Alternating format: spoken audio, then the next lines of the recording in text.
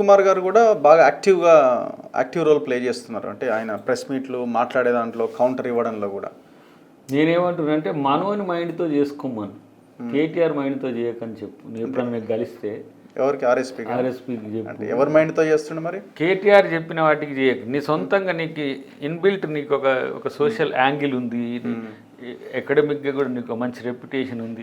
కేటీఆర్ మాటలు వినకు. ఓకే, కేటీఆర్ మాటలు వింటే నీ క్రెడిబిలిటీని కూడా ఫిజిల్ అవుట్ చేస్తాడు, నిన్ను కూడా డిఫ్యూజ్ చేస్తాడు, నీకుండే ఆ మాత్రం గౌరవాన్ని కూడా దక్కకుండా చేస్తాడు. ఎందుకంటే మా దళిత బిడ్డ అట్టాటోళ్ళు కొంచెం ఎదగడమే తక్కువ, వాళ్ళని వీళ్ళ స్వార్థ ప్రయోజనాలకు వాడుకుంటే. ఇప్పుడు ఎవరు ఎక్కడ కనిపించింది ఆయనలో తేడా? మొన్నటి దీంట్లో ఫోన్ ట్యాపింగ్లో మనోని వాడిండు కదా, నేనే రెస్పాండ్ అయినా కదా. ఇప్పుడు ఆలి నరేంద్ర లాంటి ఒక టైగర్, తెలంగాణ రాజకీయాలు కాదు ఉమ్మడి ఆంధ్రప్రదేశ్ రాజకీయాల్లో ఆలి నరేంద్ర లాంటి టైగర్ని పిల్లింగ్ చేసి పడేసిండ్రు. ఆయన చివరి రోజుల్లో ఏ పరిస్థితి ఉన్నదో చూసినాం. విజయశాంతి నట్టే చేసిండ్రు, కోదండరామ్ నట్టే చేసిండ్రు, మందకృష్ణ నట్టే చేసిండ్రు. వాళ్ళ వాటికి పూర్తిగా వాడుకొని వాళ్ళ నుంచి శక్తిని గుంజి వీళ్ళు బలపడి వాళ్ళని చంపేస్తారు. ఇది బీఆర్ఎస్ ఎత్తుగడ. సరే మేమంటే బీఆర్ఎస్తో లేము, తెలంగాణ కొరకు కేసీఆర్ కొరకు ఏంది, మేము బీజేపీకి కూడా సహకరించాం. ఆర్ఎస్పీ కొంచెం తెలివికల్లోడే కదా.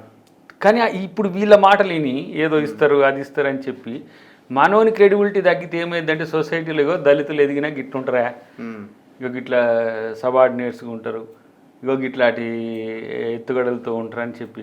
ఇప్పుడు మా దాంట్లో మా విశారదన్ కానీ ఆర్ఎస్పీ కానీ మాకు మందకృష్ణ కానీ లేదంటే ఇంకా చాలామంది దళిత వర్గాల నుంచి ఎదిగిన వాళ్ళు చాలా వైజ్గా ఉన్నారు, విజడంతో ఉన్నారు. అట్లాంటి వాళ్ళు ఎవరికి వాళ్ళు రాజకీయాలతో పాటు సమాజానికి కూడా ఉపయోగపడాలి.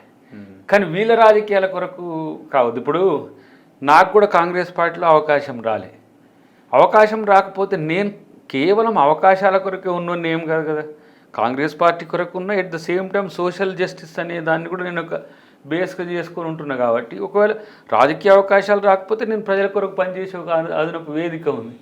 మనోడు కూడా అట్లనే వచ్చిండు కదా, స్వేరోస్ అనేది ఒక మంచి సంస్థను ఏర్పాటు చేసుకొని ప్రజల్లోకి వెళ్ళి ప్రజల్ని చైతన్యవంతులు చేసి ఆ గురుకులాలతో ఒక విప్లవం తెచ్చుకున్నోడే కదా.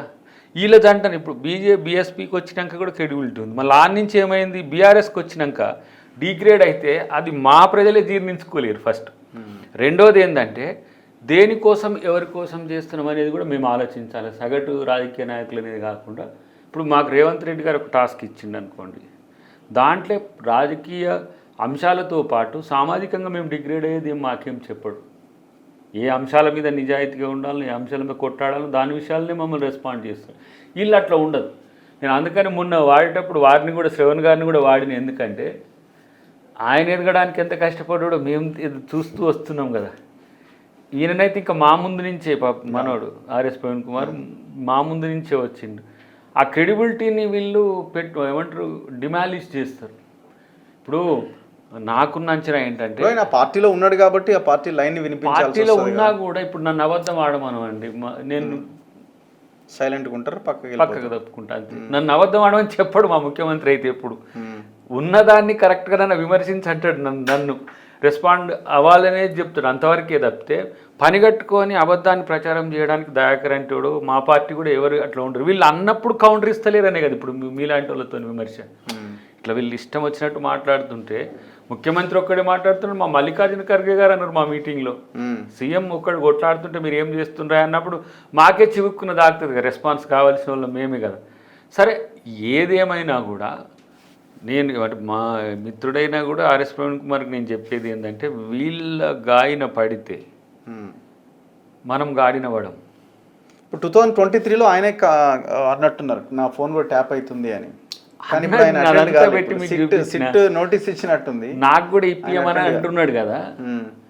వాస్తవానికి ఫోన్ ట్యాపింగ్ విషయంలో మనోనికి అవగాహన ఉంటుందని ప్రెస్ మీట్ పెట్టించిండు, దానికి ఈయన అబద్ధాలను జోడిపించిండు. ఇప్పుడు ఫోన్ ట్యాపింగ్ ఈ ప్రభుత్వం చేస్తే ఏ అంశాలకు చేస్తుంది అనే దగ్గర అకార్డింగ్ టు యాక్ట్ ఉంటుంది. అది కాదని చేస్తే డెఫినెట్గా మీరే ఛాలెంజ్ చేయొచ్చు, హైకోర్టుకు పోవచ్చు, సుప్రీంకోర్టుకు పోవచ్చు, మీరు ఛాలెంజ్ చేసుకోవచ్చు. తెలియని వ్యక్తులు ఏం కాదు కదా. ప్రాపగండా కొరకు మీరు ఎందుకు ఉపయోగపడుతున్నారు? ఇప్పుడు నీ మీద ఒక డిఫమేషన్ అని రాకు పోయిండు ఆడ 100 ఎకరాలు చెరువు కాడ లైవ్ పెట్టి వాళ్ళు బెదిరించి 100 ఎకరాలు ఇస్తావా లేకపోతే నేను రోజు సీరియల్ వేస్తానని నేను అన్నాను అనుకో, నా మీద డిఫమేషన్ చేయొచ్చుగా. నువ్వు దయాకర్ నేను ఇన్ని వీడియోలు చేసి ఆయనకి ఇంత నేను పొలిటికల్ ఉపయోగపడితే తీసుకపోయి నన్ను ఇట్లా చేస్తారా అని చెప్పి వేయచ్చు. అది లేకుండా ఊకనే అబద్ధం చెప్పుకుంటూ పోతే మనకి ఇప్పుడు అందుకనే మీరు చూడండి, మెయిన్ స్ట్రీమ్ మీడియాకైనా యూట్యూబ్ మీడియాకైనా కొన్ని ఎథిక్స్ ఉన్నాయి.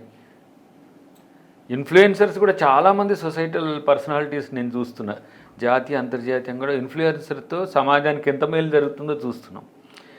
ఈ ప్రాపగండా కొరకు పనిచేసే టీమ్స్ కొన్ని ఉంటాయి, వాటితోని ఇప్పుడు ఏఐ మాదిరిగానే అవి కూడా ఇప్పుడు నీ బొమ్మ పెట్టి నువ్వు మాట్లాడని మొత్తం మాట్లాడిపోయచ్చు, ఏదన్నా చేయొచ్చు, ఏదన్నా నువ్వు అరే రఘు ఇంతనా, అయ్యో మంచిగా రాముడు మంచి బాలుడు లెక్క ఉన్నాడు, ఇంత బూతులు తిడుతుండేది అనిపించవచ్చు. ఇక ఈ కేసులు అవి ఎవరు కేటీఆర్ అండ్ టీం ఇది, దాంట్లో మనోళ్ళు బలి కావద్దని నేను కోరుకుంటుంది. ఎందుకంటే నేను మా శ్రవణ్ గారినైనా మా ఎవరు ఆర్ఎస్ ప్రవీణ్ కుమార్ అయినా ఇంకా కొంతమంది ఉన్నారు దాంట్లో ఉద్యమంలో నిజాయితీగా పనిచేసిన వాళ్ళంతా ఉన్నారు. వాళ్ళకి అవకాశాలు ఇవ్వకపోగా వాళ్ళని ఈ విధంగా వీళ్ళ పొలిటికల్ ఫ్యూచర్ కొరకు చేస్తున్నారనేది నా అభియోగం. ఓకే, సో చూద్దాం. ఇప్పుడు పొలిటికల్ వార్లో ఒక దశలో ఏమండి గారు గారు అనే స్థితి నుంచి గాడు గాడు అనే కాడికి వచ్చింది. ఇప్పుడు నార్మల్ అయిపోయింది, ఇంకా మధ్యన